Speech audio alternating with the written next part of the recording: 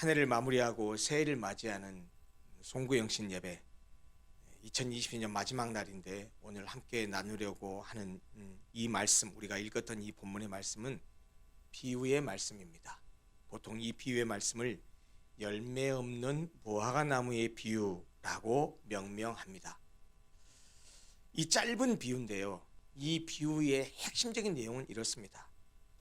열매를 맺을 충분한 기간과 여건을 주었음에도 불구하고 여전히 열매를 맺지 않은 이 무화과 나무를 주인이 찍어버리라고 했는데, 그 무화과 나무가 심겨 있는 포도원의 포도원지기가 주인에게 간곡하게 간청하는 내용입니다.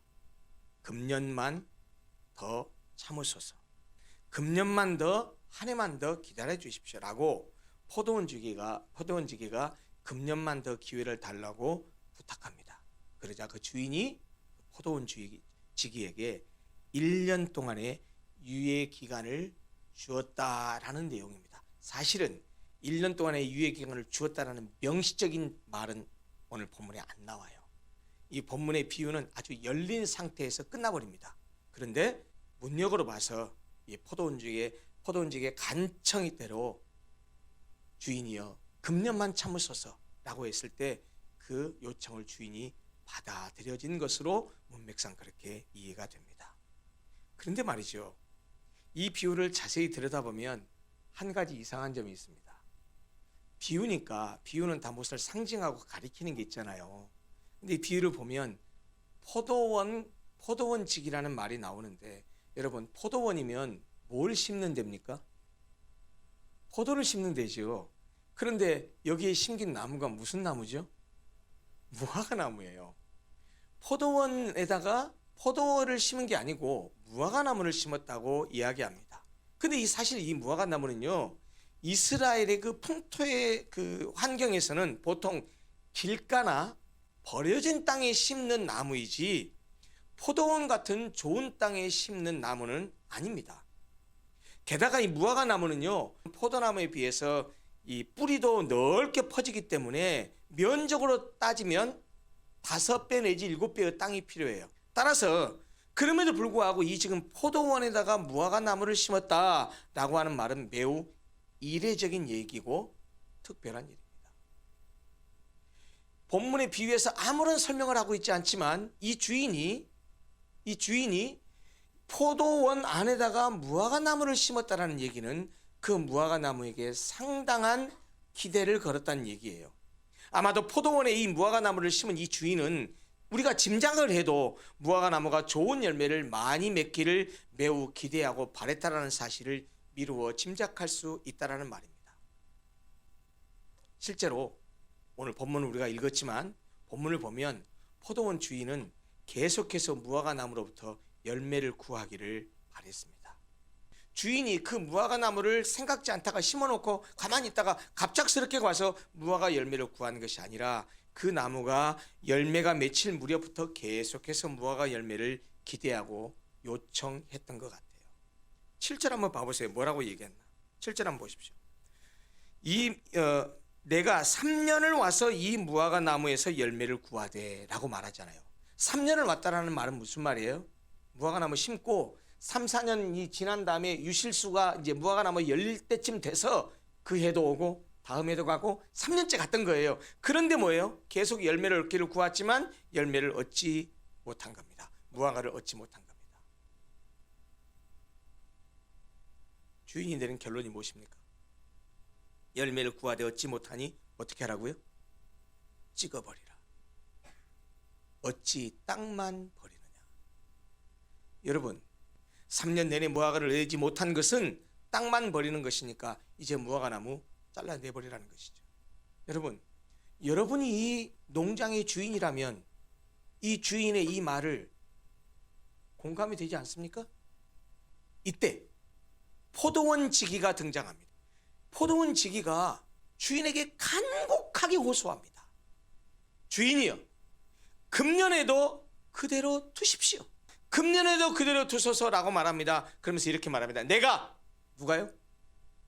내가 이 포도원 주기가 두릅하고 걸음을 줄이니 이후에 만일 이 무화과 나무가 열매가 열리면 좋거니와 그렇지 않으면 그때 찍어버리십시오. 아마도 포도원지기도 무화과 나무가 무화과를 맺게 하기 위해서 그동안 애를 많이 썼던 것 같아요. 3년까지도 무화과 나무를 맺지 못하자 주인이 나무를 잘라버리라고 했을 때 한 해만 더 기회를 달라고 얘기합니다. 누가 얘기해요? 예수님이 포도원지기가 얘기해요. 여기서 금년에도 그대로 두소서, 이 말은 무슨 말입니까? 금년만 더 참아주십시오. 1년만 더 기회를 주십시오. 이런 의미입니다. 지금까지도 그랬지만 앞으로 1년 동안에 더 무화과 나무에 물을 대기 위해서 도랑도 파고 그리고 더 거름도 주면서 내가 잘 돌보고 갖고 보겠습니다. 그러면 분명히 열매를 맺을 것입니다. 그러면 자르지 마세요. 그러나 그렇게 해서도 내년에도 그렇지 못하면 그때 찍어버리십시오. 이런 부탁이란 내용이에요. 여러분, 그러고 비유가 끝나요.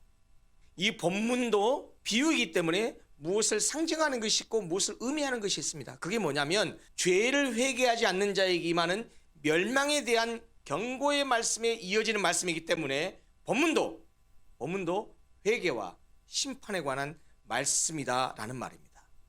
아까 말씀드렸다시피 그런데 구약에서는 포도나무와 무화과 나무는 1차적으로 이스라엘 민족을, 선민을 상징해요. 본문에 등장하는 무화과 나무도 1차적으로 이스라엘 민족을 가리키기도 하지만 거기에 그치지 않고 회개의 열매를 맺어야 할 모든 사람들, 특별히 포도원, 교회 안에 들어와 있는 하나님의 택한 백성들을 지칭해서 주는 비유의 말씀입니다. 나아가서 본문의 비유에서 말하고 있는 한 사람, 곧 포도원 주인은 아까 우리가 말씀 나눴던 것처럼 하나님을 가리키고 포도원 지기는 예수님을 상징합니다. 그렇다면 구체적으로 여기서 말하는 열매는 뭘 가리키겠어요? 방금 말씀드렸지만 뭘 가리킵니까? 우선 1차적으로 회개입니다. 회개 열매를 맺으라는 거예요. 포도원 주인이 3년을 와서 열매를 구했다는 것은 심판을 유보하시면서 회개의 열매를 맺을 것을 인내하며 기다리시는 우리 하나님 아버지의 인내를 상징합니다. 그런데 3년으로 한정해서 말하고 있잖아요. 이 비유에서 말하는 3년이라고 하는 기간은 죄인이 회개하기까지 기다리며 인내하시는 기간을 말합니다.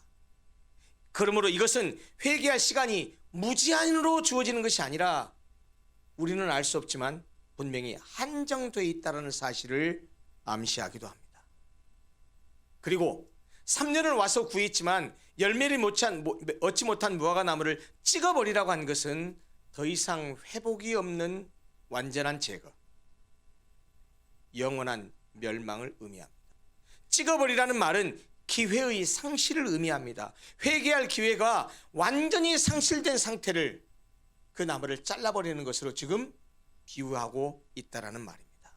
그런데요, 이 본문은 우리에게 그런 두려움과 절망만 주는 것이 아니에요. 정말 우리에게 희망을 주는 말씀이 뭡니까? 포도원 지기가 주인에게 호소하는 그 8절 말씀이에요. 무화과 나무를 찍어버리지 말고 금년에도 그대로 두소서라고 호소합니다.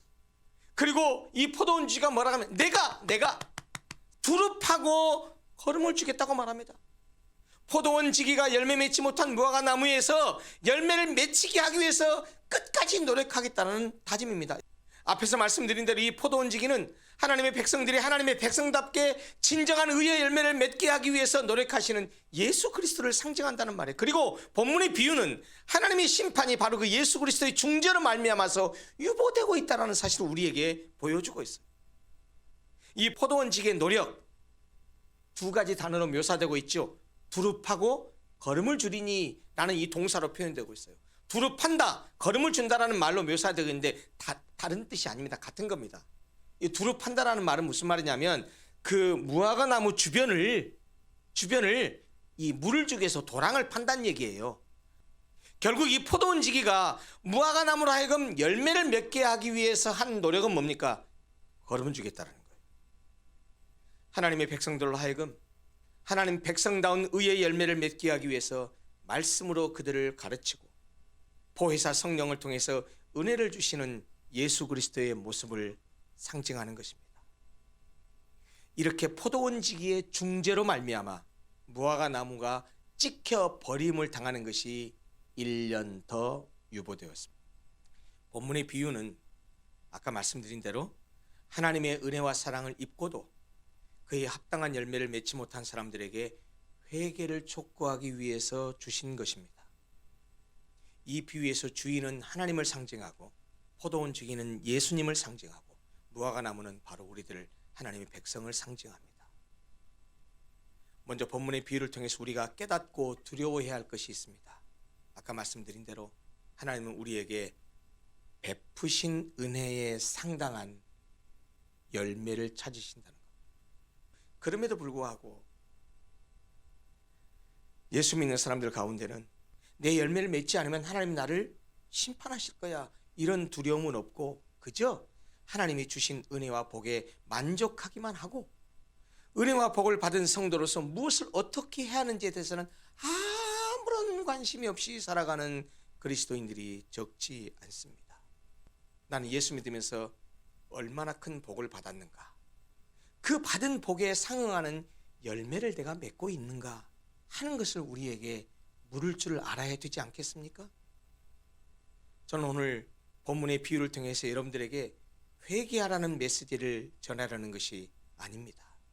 오히려 거꾸로 본문에 나타난 이 포도원지기의 간청에 주목했으면 좋겠습니다. 제가 오늘 본문을 나누면서 설교 제목도 열매 없는 포도원지기의 간청이라고 잡은 이유도 바로 이 포도원지기의 간청에다가 초점을 맞추고 이 말씀을 받았으면 좋겠다는 생각 때문입니다. 말씀드린 대로 이 본문의 비유에는 열매 맺지 못하는 무화과 나무에 대한 하나님의 심판이 묘사되어 있습니다. 찍어내버리라는 것입니다. 그런데 포도원지기가 간청합니다. 금년 1년만 더 참아주십시오. 무화과 나무 주위를 파서 거름을 주겠다고 말합니다. 그 결과 열매를 맺으면 좋지만 그렇지 않으면 그때 잘라버리라고 합니다. 무슨 말입니까? 마지막 기회를 한 번만 더 주십시오. 거듭지금에서 제가 강조해서 말씀드리지만 포도원지기는 예수님을, 무화과 나무가 하나님의 백성을 상징하는 것이라면, 자 그렇다면 이걸 어떻게 받아들일 수 있습니까? 포도원지기가 두릅하고 거름을 주는 것은 예수께서 그의 백성들에게 말씀을 가르치고 보혜사 성령을 통해서 은혜를 주시는 걸 말해요. 이후에 만일 열매가 열면 좋거니와 그렇지 않으면, 무슨 말이에요? 열매를 맺지 않으면 찍어버렸어서 그랬어요. 그러니까 이 말은 예수께서 가르치신 말씀과 성령을 통해서 부어주시는 은혜를 받고 회개의 열매를 맺고 하나님의 뜻대로 순종하며 믿음으로 살아가면 좋지만 그렇지 않으면 찍어버리십시오 라는 의미입니다. 여러분, 핵심은 예수님이 주님이 우리를 위해서 두릅하고 거름을 주시겠답니다. 그러면 무화과 나무인 우리는 어떻게 해야 되겠습니까? 한 가지만 하면 돼요. 그 거름을 잘 흡수하면 됩니다. 여러분, 솔직히 어떻습니까? 오늘 본문이 좀 한편으로 불편하죠, 말씀이. 왜 불편해야 정상이냐? 아니, 혹시라도 내가 이 비유에 나오는 열매 맺지 못한 무화과 나무면 어쩌지? 이런 점에서 불편해야 하죠. 그런데 반면에 아까 말씀드린 대로 제가 여러분들을 불편하게 하려고 아니고요. 사실 불편한 것도 필요해요. 반면에 큰 놀랍게도 말씀드렸지만 오늘 본문은 우리에게 정말 큰 위로와 은혜가 됩니다. 왜요? 올해도 그냥 두소서 하는 이 포도원지기, 즉 예수님의 간청 때문입니다. 이 말은 주님은 우리를 포기하지 않는다는 말. 이미 도끼에 찍혀서 몇 번이고 주인의 심판을 당할 처지에 있지만 황송하게도 포도원지기인 예수님은 허물 많은 우리들을 두둔해 두십니다. 허물 많은 우리를, 죄인 우리를 아버지 용서해 주세요. 1년만 더 기다려 주세요. 그러면서 그것도 포도나무에게 이 무화과 나무에게 책임을 돌리라고 하는 것이 아니고 내가 두릅하고 내가 거름을 주겠습니다. 1년만 기다려 주세요. 두릅하고 거름을 주겠다는 포도원주기의 간청처럼 우리 주님은 언제나 그랬듯이 올해 2022년에도 모든 사람에게 365일을 공평하게 주셨습니다. 그리고 오늘 우리는 2022년 마지막 끝자락에 서 있습니다. 학교에서는 학기 마지막에 학생들에게 성적을 줍니다. 교수가 평가합니다. 출결, 과제, 시험, 수업 태도 등을 평가해서 성적을 매깁니다. 하나님은 우리에게 지난 1년을 우리의 신앙생활을 평가할 때 어떤 요소로 평가할까요? 2022년의 삶의 성적을 매긴다면 과연 우리는 몇 점이나 받을 수 있을까요? 분명한 사실은 올 한 해도 주님은 우리에게 측량할 수 없는, 헤아릴 수 없는 사랑과 은혜를 베푸셨습니다. 우리가 받은 주님의 은혜와 사랑은 산더미처럼 크고 많았습니다. 그런데 그에 합당한 우리의 삶의 열매는 무엇을 얼마나 맺었습니까? 내가 맺어야 할 열매들을 풍족하게 맺었다고 당당하게 말할 수 있는 사람은 아마도 하나도 없으리라고 생각합니다. 하나님이 원하시는 그런 열매를 많이 맺어서 여러분들에게도 열매들이 주렁주렁 열리고 또 주렁주렁 열리는 걸 통해서 하나님께서 저를 향해서도 그래, 너 참 고생했다. 여러분들에게도 그래, 1년 동안에 이런 믿음의 진보를 이루어서 너 참 잘했다라고 우리가 내년 2023년 연말에는 그렇게 하나님께 우리의 영적인 신앙생활의 보고서를 올려드리면 너무 좋겠다는 그런 마음이 오늘 너무 간절합니다. 사랑하는 성도 여러분, 우리 모두 포도원 지기와 같은 마음으로 하나님께 간청하십시다. 하나님, 금년에도 참아주십시오. 1년만 더 참아주십시오. 내년 2023년에는 두릅하고 걸음을 주어서 열매를 맺겠습니다. 그래서 하나님 앞에 많은 열매를 맺어드리겠습니다 라고 결단하는 그런 오늘 이 복된 송구영신 예배 시간이 되었으면 좋겠습니다. 무화과 나무처럼 하나님의 열매 없음에 대한 책망을 받아서 마땅한 우리들인데도 불구하고 이 예수 그리스도의 간절한 청원이 있기에 또 용서받고 새로운 한 해를 맞이할 수 있는 것입니다. 하나님은 또 우리에게 1년이라는 기간을 주면서 참아 주실 것입니다. 하나님, 내년에는 더 열심히 신앙생활 하겠습니다. 더 열심히 예배생활 잘하고 더 열심히 성경 말씀 묵상하고 날마다 기도하면서 살고 모이기에 힘쓰고 그리고 하나님 말씀을 잘 따라가서 하나님이 보시기에 그래, 너 2022년보다 2023년에는 이런 열매를 더 맺었구나 라고 우리를 보고서 기특해 하시고 칭찬해 하시는 그런 2023년이 펼쳐졌으면 좋겠습니다. 함께 기도하겠습니다.